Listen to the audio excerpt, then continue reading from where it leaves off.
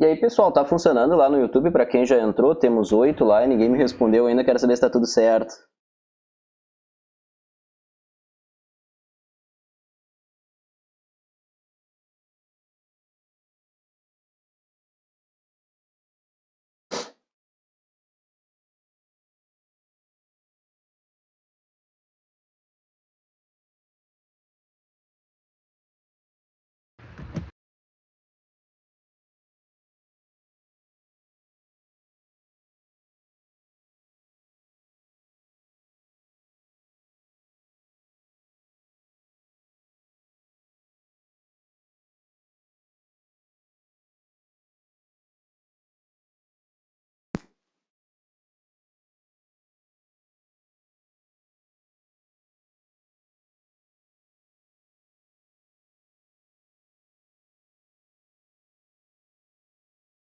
Tá, pessoal, pelos meus testes aqui eu tô acompanhando, né? Tá tudo certo e a galera já comentou ali comigo.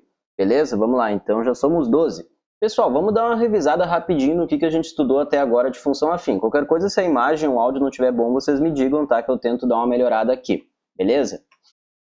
Lembra que a função afim, ela também pode ser conhecida como uma função polinomial de primeiro grau. Inclusive, de repente, na época da escola, vocês até estudaram a função de primeiro grau, né? Tanto faz, ser função afim ou função de primeiro grau. São sinônimos.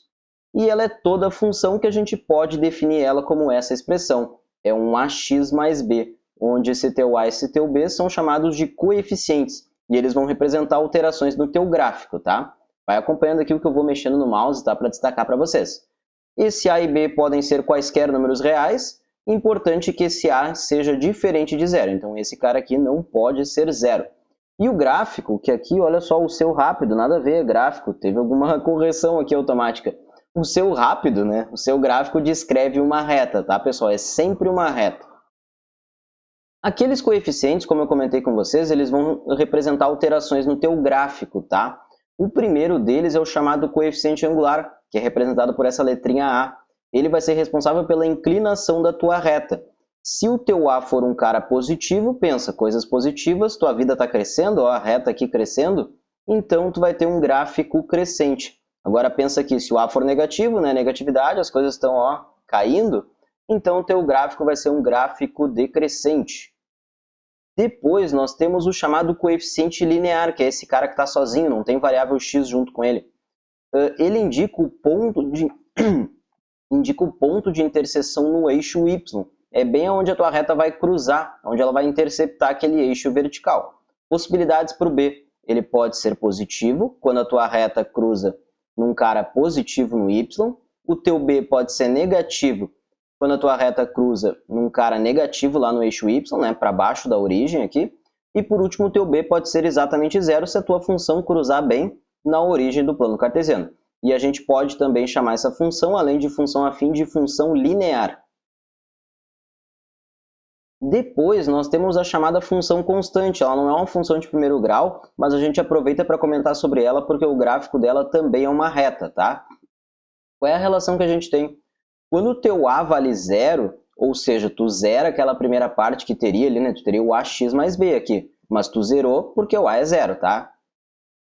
Quando isso acontece, tu tem uma função que a gente chama de constante, e ela não vai ser função afim. O gráfico também vai ser uma reta, mas é uma reta que ela é bem característica. Ela é paralela ao eixo x. Então, um exemplo para nós, se tu tiver f de x igual a 2, a tua reta ó, vai ser paralela a esse eixo x. E ela sempre cruza no número que tem ali na expressão dela. Como aqui é 2, ela vai cruzar no 2. Se fosse 3, ela ia cruzar no 3. Se fosse cara negativo, sei lá, menos 1, ela ia cruzar lá embaixo no menos 1.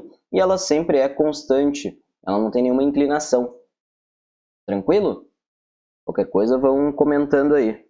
Ó, 17, a galera tá chegando aos poucos aí. Depois, nós temos um conceito também chamado de raiz dentro de uma função. Raiz sempre vai representar, tá, pessoal, o valor que vai fazer a tua função zerar.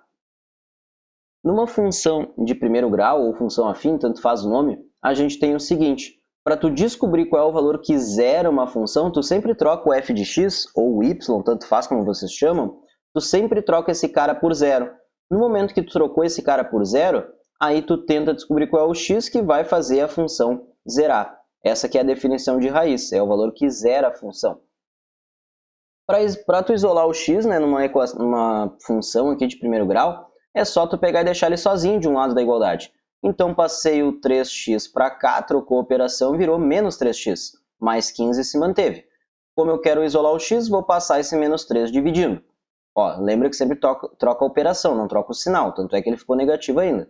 Menos 3 estava multiplicando, passou dividindo. 15 dividido por menos 3, né, mais com menos vai dar menos 5. Graficamente, a tua raiz, ó, é onde a tua função corta no eixo x. Beleza? Então, a tua raiz está localizada aqui no menos 5. Esse que é o segredo da raiz. Depois, rapidinho, vamos construir dois gráficos aqui para a gente ver como é que a gente constrói, né? A gente relembrar como é que constrói gráfico de função afim. Primeira função, tu tem f de x igual a 2x menos 4.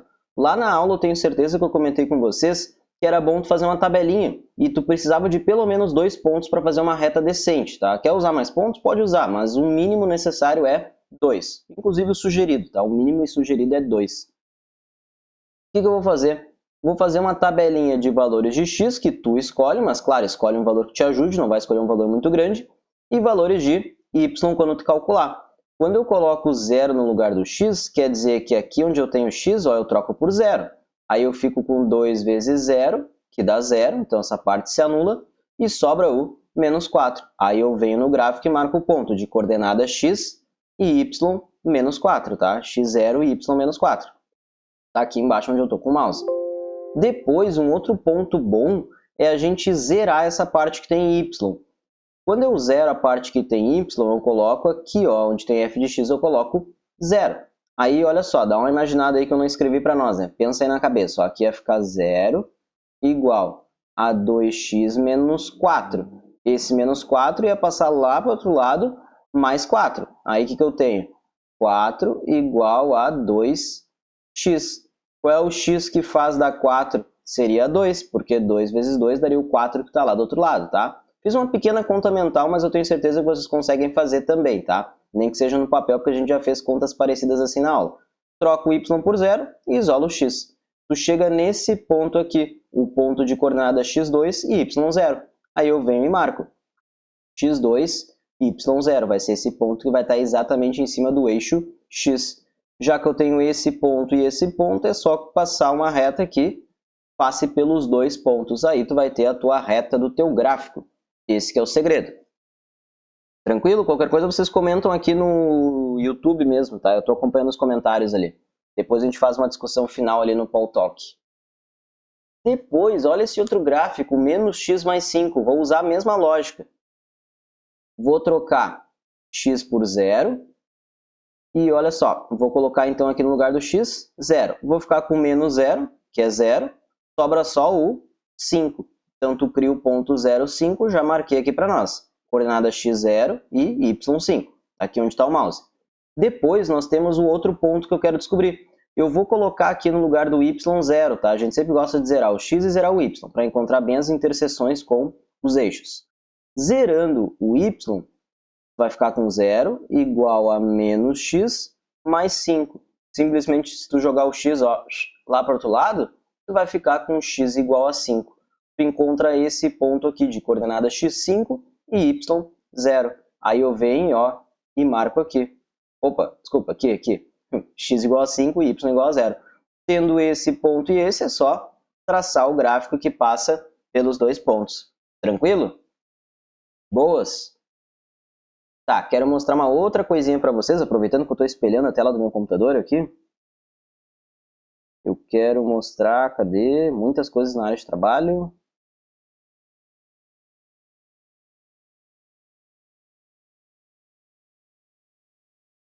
Eita. Quero mostrar isso aqui para vocês. Aproveitando que a gente está no computador, a gente tem diferentes recursos. Esse programinha aqui, eu não sei se eu já falei para vocês, né? O GeoGebra, ele junta a geometria com a álgebra, por isso esse nome. Daí tu pode trabalhar uma série de coisas de geometria e pode trabalhar também uma série de coisas de função, de geometria analítica, tá? Tudo que envolve equação, tudo que envolve álgebra, tu pode mexer nele.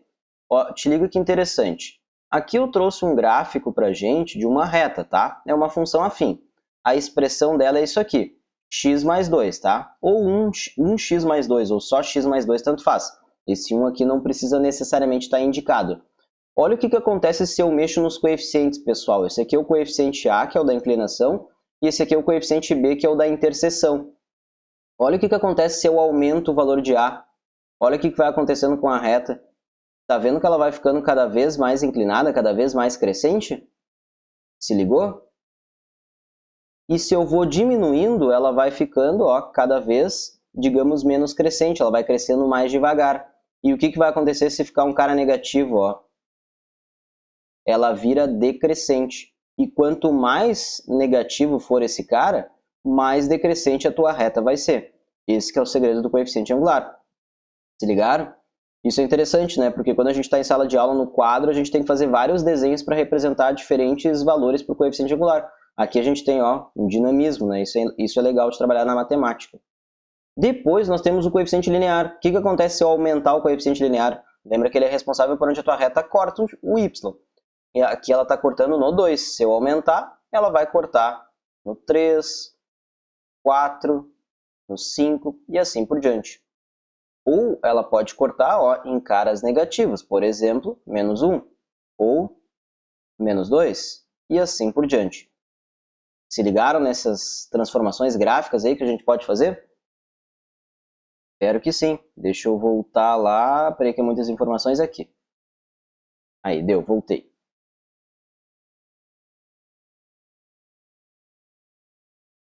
Pessoalzinho, questão do Enem de 2014 que eu queria discutir com vocês.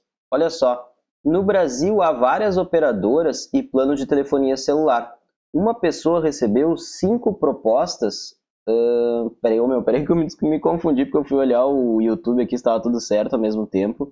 E depois fui pegar e ler a questão aqui, duas coisas ao mesmo tempo não dá. Tá, continuando aqui então na questão. No Brasil há várias operadoras e planos de telefonia celular. Uma pessoa recebeu 5 propostas, proposta A, B, C e D, de planos telefônicos. O valor mensal de cada plano está em função do tempo mensal das chamadas, conforme o gráfico. Então dá uma analisada no gráfico. Tu tem o valor mensal na vertical e aqui na horizontal tu tem o tempo mensal que a pessoa falou, né, ali no telefone em minutos. Vê que é uma questão que te traz uma ideia antiga já, né, da galera que fala no telefone. Hoje em dia ninguém fala no telefone. Essa pessoa pretende gastar exatamente R$30 por mês com o telefone. Dos planos telefônicos apresentados, qual é o mais vantajoso em tempo de chamada para o gasto previsto para essa pessoa? Qual é a ideia? Ele está definindo que tem que gastar R$30, não pode ser nem mais nem menos, tá? Exatamente 30, e ele quer saber qual é o plano vantajoso, ou seja, pagando 30 ele quer saber qual dos planos ele vai poder falar mais. Esse que é o segredo do que está pedindo a questão. Aí, vamos analisar cada um desses gráficos, tá? Pode observar que é sempre umas retas, então isso aqui pode ser considerado como uma função afim. Vamos ver o plano, aqui tem as letras, ó, plano A, plano B, plano C. Vamos analisar o plano A. Sempre tu vai te apegar ao valor de R$30, que é o que ele falou que ele quer gastar. No plano A, aí acompanha, ó, a reta do A é essa aqui.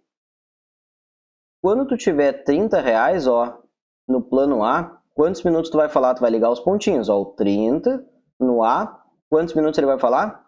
20. Tá, então anota aí que no A é 20. Vamos ver agora o B. O B, ele nem pode começar a pagar porque, ó, tá vendo que o B, o plano já parte de 50? Ele é sempre R$50, não importa o que tu fale, ó. Então nada a ver, o B esquece. Vamos ver o C. A reta C é essa que começa aqui. Vamos ver então. Quando tu gasta, ó, para gastar R$30, vamos ver até a reta C onde é que é. Quantos minutos ele vai poder falar? Ligando os pontos, aqui está a reta C, né? Quantos minutos ele vai falar, então, gastando R$30? Vai poder falar meia hora, 30 minutos. Tá, então até agora o C está ganhando, né? Lembra que o A falava 20, bom, o C fala 30 minutos, então é melhor. Agora a gente tem o D para analisar. Olha o D, ele já começa pagando R$30 e falando, ó, nada. Legal, tu paga 30 pila e não fala nada. Então, esse cara não pode ser. Depois, nós temos aqui o plano E que faltou analisar, né? O plano E, ele é essa reta que vem aqui da origem e vai até lá o final. Vamos ver com 30 reais quanto que ele vai falar ali, pensando na reta E. 30 reais, tu vai ligar com a reta E, ó, é aqui mais ou menos onde está o meu mouse. Indo lá para baixo, isso aqui vai ser entre 20 e 30 minutos, mais para o lado do 20 inclusive. Concorda que o C é o mais vantajoso? Porque no C com 30 reais tu fala 30 minutos. Então a resposta correta só pode ser a letra C do plano C. Beleza? Questão do Enem que tu resolvia simplesmente fazendo uma análise de gráficos, tá? Simplesmente não quer dizer que eu diga que é fácil, tá? Quer dizer que tu não tem que fazer tantos cálculos assim. Simples é a quantidade de coisas que tu tinha que analisar, não o grau de dificuldade, tá? Antes que alguém me xingue aí e fique brabo, né? Nada a ver. Tranquilo? Depois queria discutir outra questão do Enem com vocês, outra questão que envolve uma função afim, envolve uma reta. Enem de 2016 diz o seguinte: o percentual da população brasileira conectada à internet aumentou nos anos de 2007 a 2011. Conforme dados do grupo Ipsos, essa tendência de crescimento é mostrada no gráfico. Aí a gente tem um gráfico aqui, vamos dar uma analisada. Tu tem uma população, ó, o gráfico representa os brasileiros conectados à internet, aqui é a legenda do gráfico, agora vamos para os eixos. Na vertical, tu tem a população em porcentagem dos que são conectados à internet, e na horizontal, tu tem os anos, ó, que está crescendo. Em 2007, tu tinha 27% dos brasileiros conectados, em 2011, tu tem já 48% dos brasileiros conectados. Vamos seguir na questão. Suponha que foi mantida para os anos seguintes a mesma taxa de crescimento registrada no período de 2007 a 2011, vem a pergunta. A estimativa para o percentual de brasileiros conectados à internet em 2013 era igual a... Qual é a ideia? Ele deu ali um trecho, né, do crescimento, ele falou que de 2007 a 2011 cresceu dessa forma aqui, e como o exercício falou que vai manter a mesma taxa, pessoal, manter a mesma taxa quer dizer que a reta ela não vai crescer nem mais, nem menos do que antes, ela vai crescer exatamente igual, vai continuar um crescimento proporcional, beleza? Com isso, a gente vai poder resolver essa questão de uma forma bem legal. Os alunos sempre têm mania, né? Você sempre tem a mania de dizer que toda prova dá para fazer por regra de 3. Não, nada a ver, não dá para fazer toda a prova por regra de 3. Mas algumas questões de função afim, quando te pede assim um ponto no futuro e ele te dá um crescimento anterior, tu sempre vai poder usar uma regra de 3. Olha aqui que eu vou verificar. Vamos analisar o seguinte. De 2007 até 2011, passaram-se quantos anos? Se tu descontar 2011 menos 2007, tu vai ver que passou-se 4 anos. Agora vamos analisar, tá? A gente sempre analisa, ó, o que aconteceu na horizontal, de um ponto para o outro, a gente faz ali, vê o que aumentou, né? E na vertical a mesma coisa. Do 27% até o 48%, quanto que cresceu a porcentagem? Aí tu pode fazer a diferença, né? 48 menos 27. Isso aqui vai te dar 21 pontos percentuais. Então, o que a gente tem de relação para trabalhar? Que a cada 4 anos, a tua população ali de conectados à internet cresce 21%. Esse que é o segredo. Foi até aí? Se foi até aí, agora a gente vai matar a questão. Por quê? Tu vai montar uma regra de 3, porque tu tem uma relação que a cada 4 anos cresce 21%. Coloquei aqui do lado para nós. 4 anos equivale a um crescimento de 21%. Só que ele quer agora saber quanto que vai ser em 2013. De 2011 para 2013, quantos anos passariam? Passariam 2 anos. Então, tu tem, se 4 anos cresce 21, então em 2 anos vai crescer quanto? Coloca X, para tu descobrir quanto que vai crescer em 2 anos. Regra de 3, diretamente proporcional. Sai multiplicando cruzado, 4 vezes x dá 4x, 2 vezes 21, fica 21 aqui vezes 2, né? Passei o 4 dividindo lá para o outro lado, fazendo as devidas contas, tu chega em 10,5%. O que isso quer dizer? Que de 2011 até 2013 cresceu mais 10,5%. Aí o que tu tem que raciocinar? Tu tinha 48% da população conectada, só que cresceu mais 10,5%, então tu vai somar 10,5% com esse 48%. Somando 48 com 10,5 só pode ser a letra B, que fala em 58,5%, tá? Entenderam a lógica da questão? É uma questão que dá para se garantir no Enem. Sempre lembrando, vou falar várias vezes durante o ano que as questões do Enem tu tem que te garantir nas fáceis e buscar algumas médias, tá? Essa questão seria assim, um nível entre fácil e média, tá? Então tem que se garantir nesse tipo de questão. Tranquilo? De boas? Vou voltar lá pro Paul Talk, então, pra gente fazer uma discussão, um fechamento ali, beleza? Agora eu quero ver eu encerrar aqui a live, né? Quero ver eu saber encerrar a live. Tá, pessoal? Vamos lá pro Paul Talk.